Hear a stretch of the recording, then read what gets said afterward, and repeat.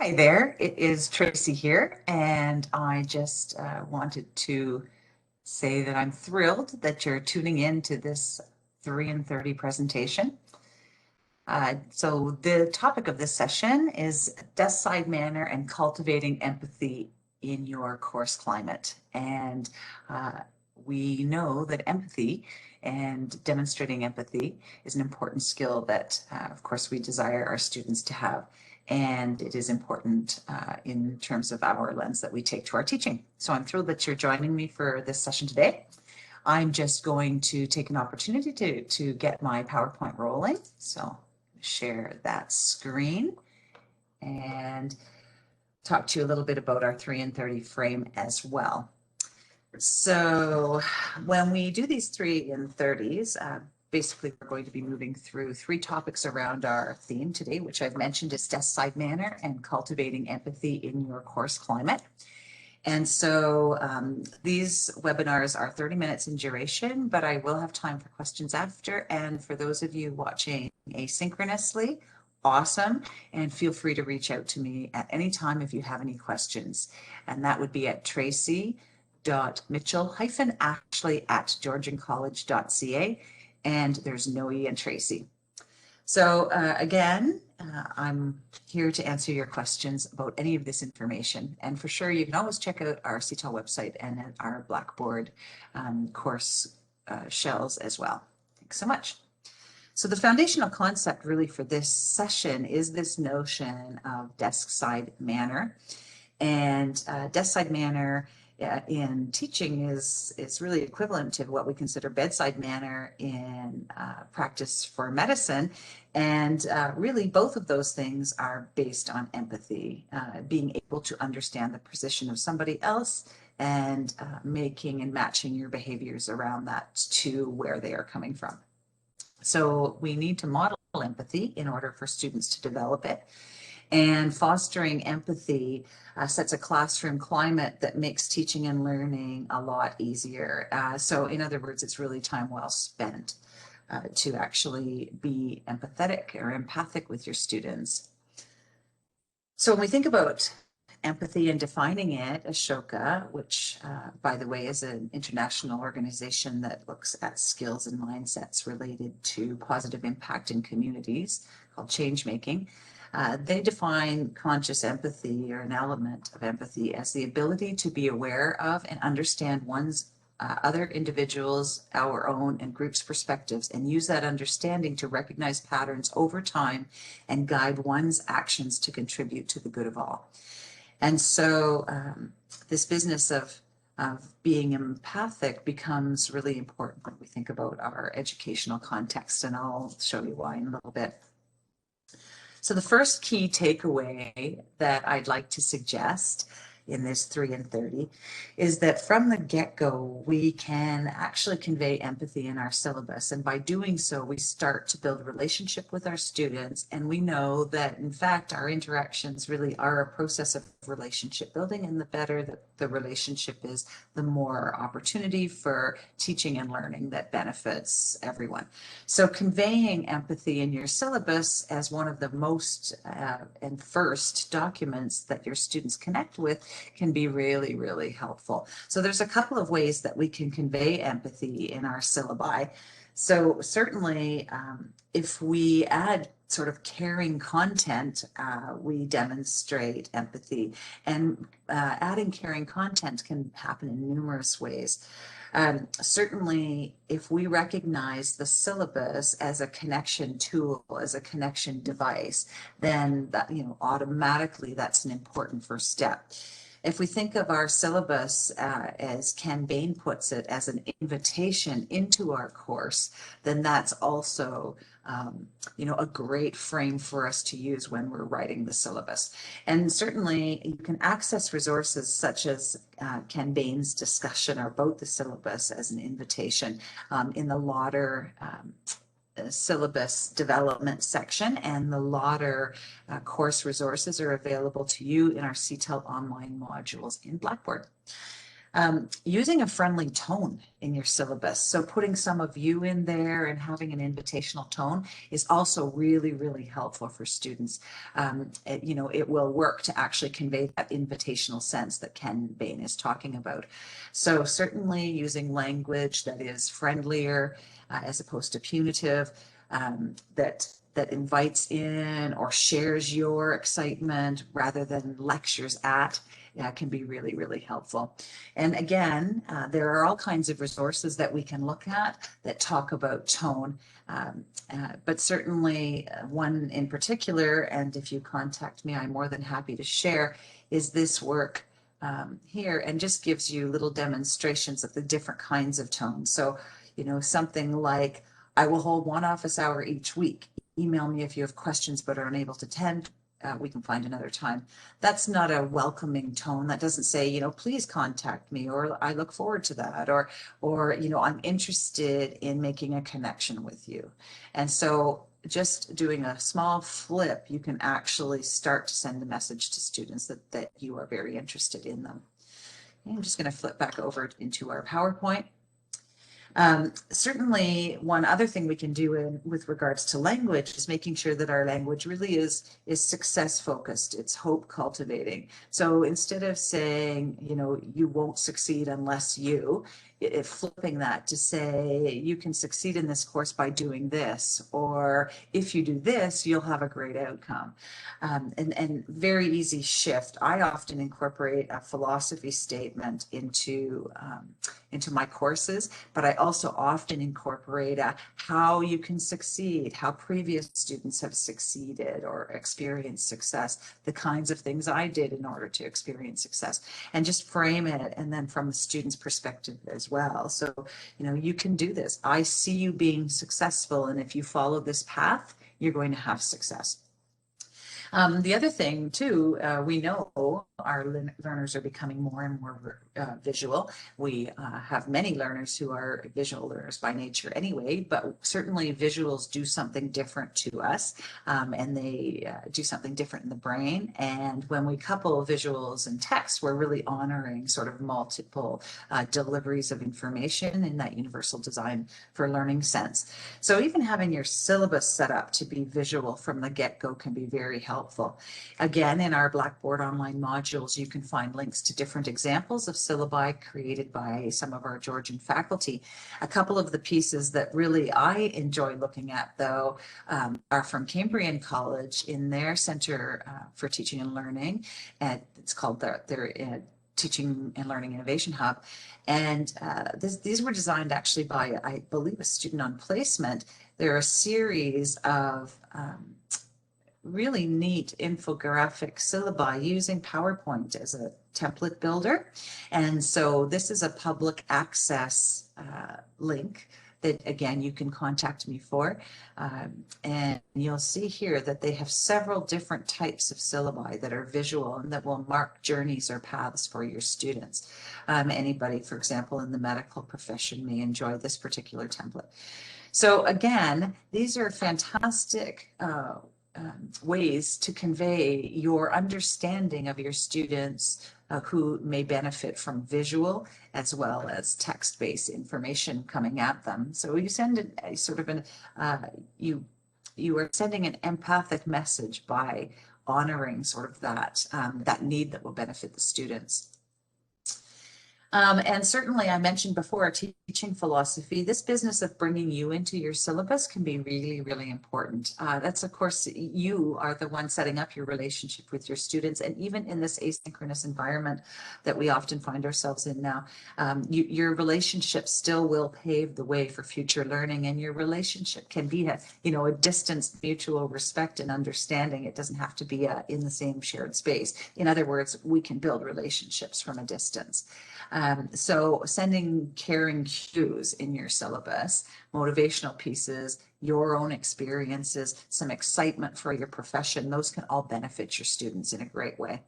And just along those lines, this is an example you'll see here from Jesse Stommel, who's a faculty in the US, who I admire greatly. He's done amazing work in terms of equity and access in education.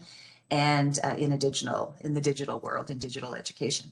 And so he writes in his syllabus a statement that addresses food insecurity and housing, because these are very real issues for some of our students. And so he just notes that if there's something going on in that regard that's going to hamper the students' learning, then they should contact, and he gives the Dean of Students as the place to contact. Of course, GCSA at Georgian, we have a food bank, so you could send students in that regard. But just this idea of providing them access and acknowledging that they may have struggles that are outside of their control at the present moment can be really, really helpful.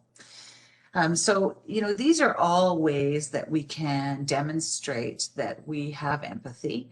And by doing so, the hope is that we will infuse that, or allow students to start to develop that empathy muscle as well.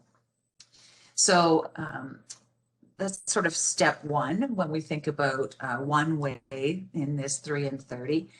A second way that we can build empathy, model empathy for our students, is actually connecting with them, like literally connecting with them early in the semester.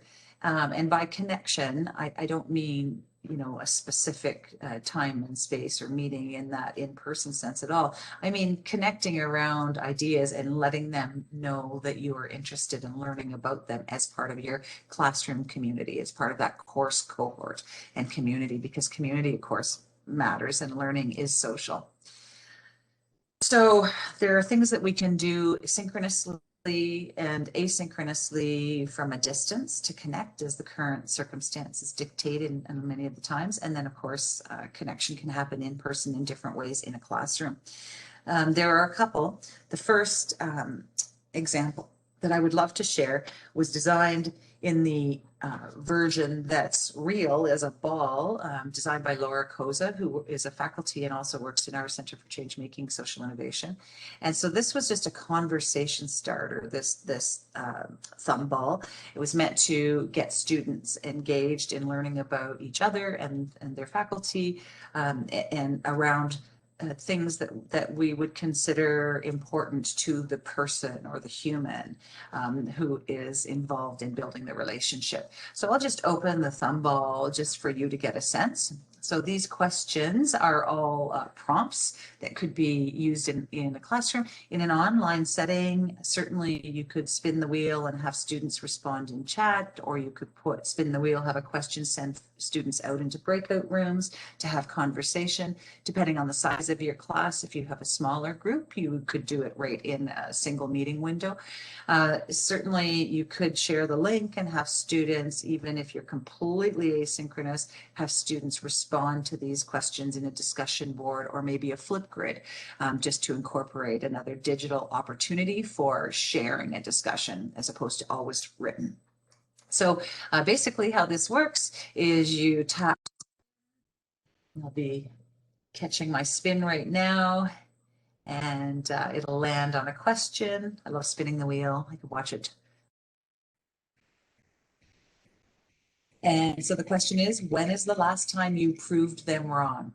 And some students may ask who the them is, and part of the beauty of this is you can imagine the them to be whoever you want it to be. And so your students then could go off or discuss in any manner, and using any of the tools that we have virtually to connect. If we're in current environment on class, you could have students pair up or move into small groups and then have a group share. What's nice about this thumb ball, you remove the question, and then when you go to spin again, it's gone. And you might do this 5 or 6 times, or maybe if you're meeting once every 2 weeks as the bare minimum for our synchronicity in remote or virtual classes, then maybe you do this. Maybe that's part of what you do. You're using that asynchronous time or synchronous time to get together to connect and build community.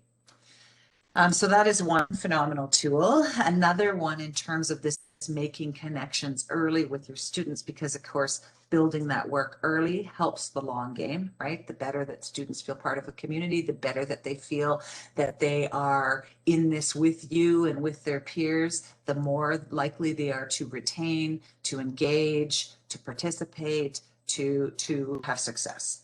right? So the next is sort of an example of checking in with students to see how they're feeling. And so this particular example is a survey that a faculty used. And so basically, it's from part of Caring Schools at makingcaringcommon.org.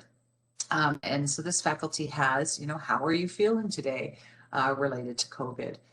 What questions do you have?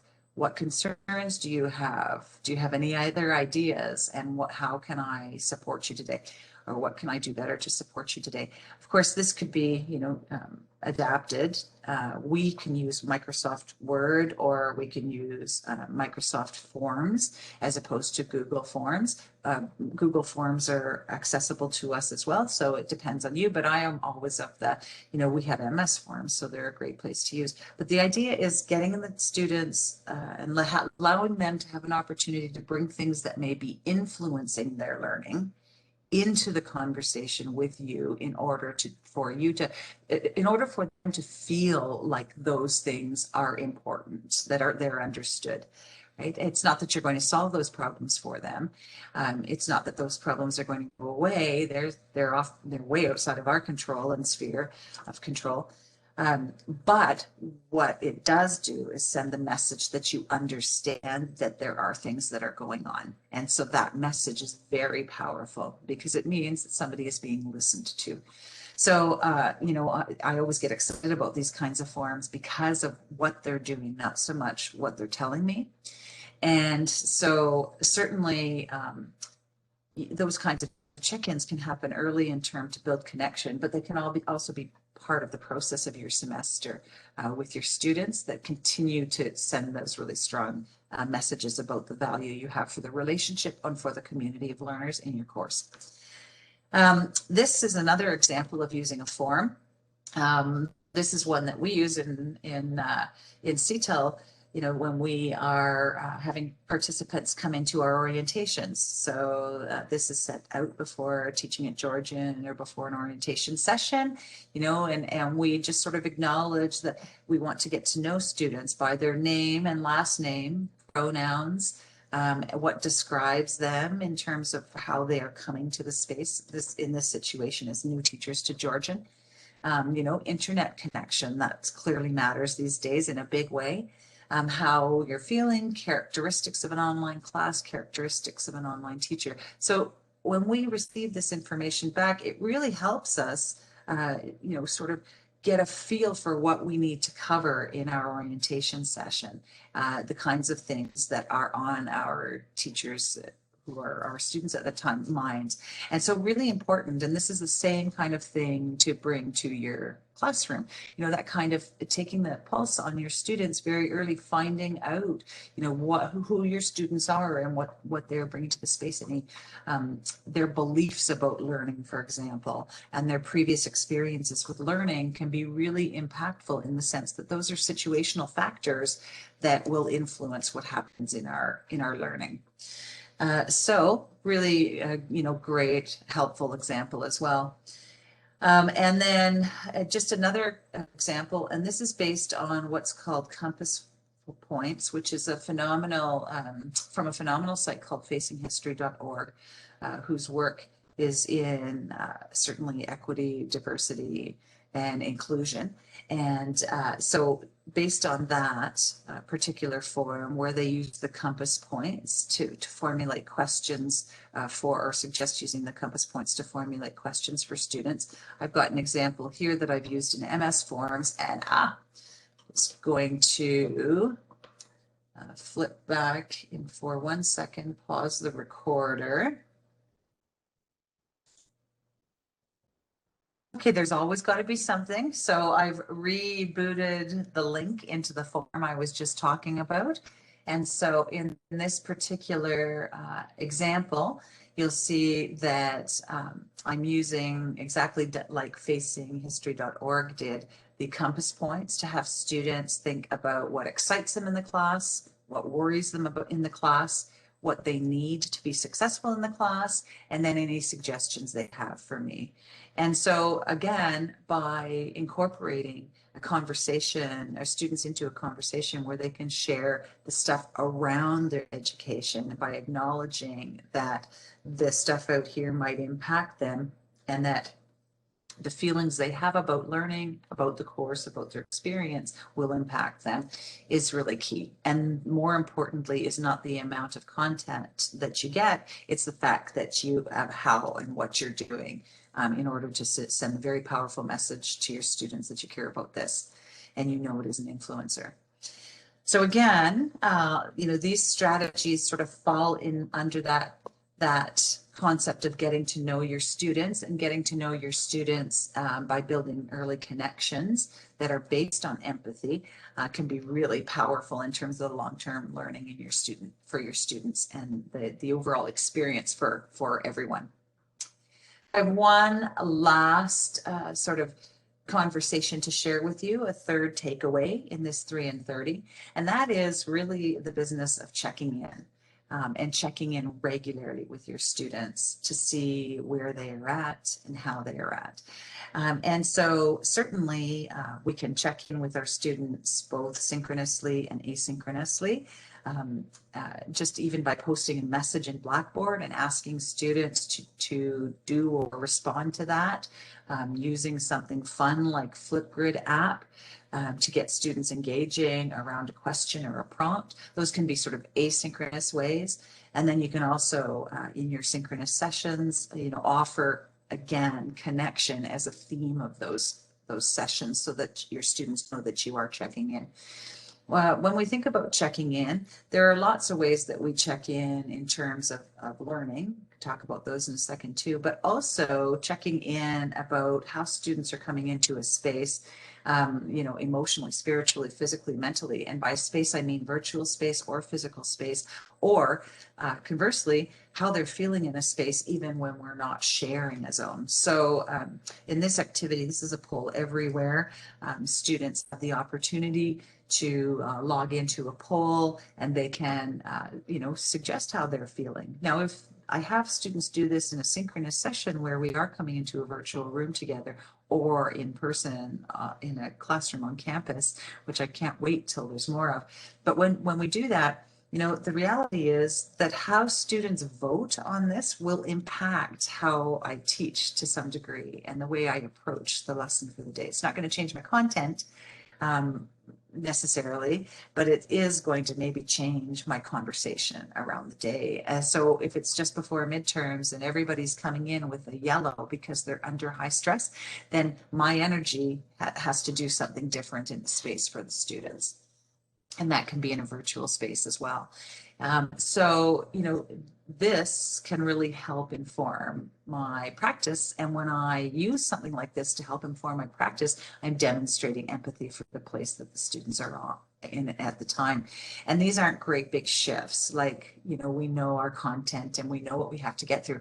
I'm just meaning, this might be a day where I say, let's just all turn off our cameras because we all feel blah. Let's just turn the cameras off and just listen to each other. Or maybe I'll put some music on. Or, maybe I'll say, I think we need a break and to stretch our legs. Maybe we're going to dedicate, leave a few minutes early today so we can take some me time. Like just those little shifts that aren't going to really be adding to my development time load, but will actually help me in the sense that because I'm building a relationship with students and checking in with them regularly on that level, that they're more apt when there is a real problem to come to me for assistance, or to persevere when they're feeling stressed. So that can become a very great strategy. By the way, one of the most fun things that you can do in WebEx, which I often do with this particular image, so instead of launching it in Poll Everywhere, I just actually have this as an image, and I'll assign annotation privileges to anybody in the room. And then when I do that, they can actually then annotate right on the screen. So they would be able to, for example, put, if they were feeling in this great space and great mood today, they could draw I'm trying to draw a nice little heart because this is where I'm sitting today. And then if there was ever an issue, you can of course remove it. And at the end of the annotation, going back to your PowerPoint, it's just a small click on the top little X above the annotation keyboard, and you can regain control of the slide. That annotation feature can be used in all kinds of ways, by the way. I quite enjoy it. So checking in these ways can be really, really helpful for your students at getting the pulse of how they're feeling.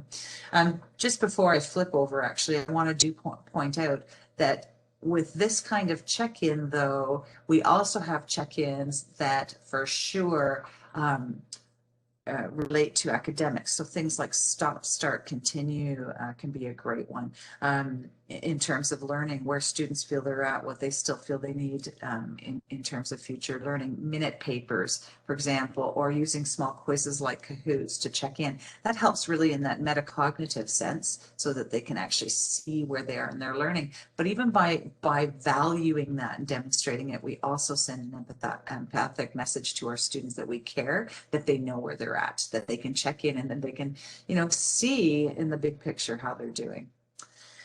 So with that, I'm just going to flip over and just summarize what we've been talking about, but also add a little piece. So clearly, I believe really strongly in this idea that empathy is a tool in our sort of teaching toolkit. And I do this because I have the goal always in mind that I'm in education because I want every student to have an opportunity for a better life. I want everyone to have an opportunity for a better life. And what's really interesting is we have noticed that there has been a massive decline in empathy. About 40% in a study that was published in 2010. Students have dropped 40% in their ability to feel empathy, to empathize with others from the 80s into the 2000s. So 40%. So clearly, we see that in the news. We see how people can treat each other, or the kinds of things they do. So building up empathy, demonstrating empathic practice and building up empathy muscle with your students is really beneficial for your students, for their learning. It impacts positively because they do actually feel part of the community. And then, of course, it will benefit them in the long term, not just in their work, but in their lives. So I always think back in my own educational experience to the teachers that I valued the most, that I remember. And while their knowledge was something that was really important to me and I admired greatly, it was often how they made me feel and how I felt in their class that was the most impactful for me and the most meaningful.